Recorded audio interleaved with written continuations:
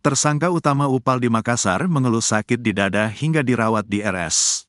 Tersangka utama uang palsu di Universitas Islam Negeri, UIN, Alauddin Makassar, Sulawesi Selatan, Anar Salahuddin Sampetoding, AS, mengeluh sakit di bagian dada hingga harus menjalani perawatan di Rumah Sakit Bayangkara, Makassar hingga Selasa, tanggal 31 Desember tahun 2024.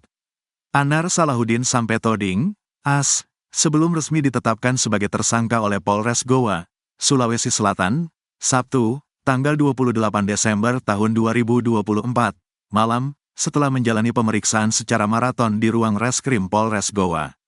Anar Salahuddin Sampetoding, AS, penuhi panggilan penyidik setelah 1 kali mangkir dari panggilan penyidik. Kamis, 26/12, malam. Setelah itu, ia tidak pernah lagi keluar dari Mapolres Goa, hingga penyidik resmi menetapkan Anar Salahuddin sebagai tersangka kasus produksi uang palsu di UIN Alauddin Makassar.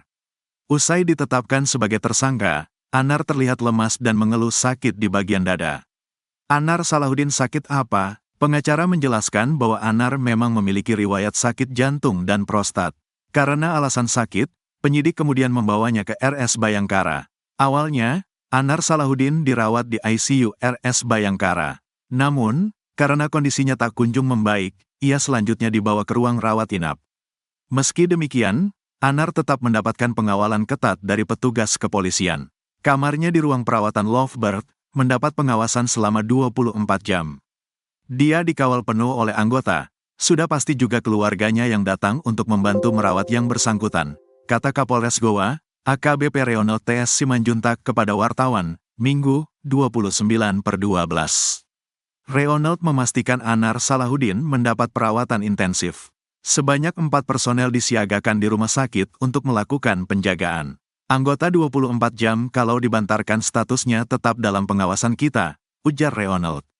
1 malam 4 anggota kita siagakan di sini dan 2 keluarga yang merawat bersangkutan.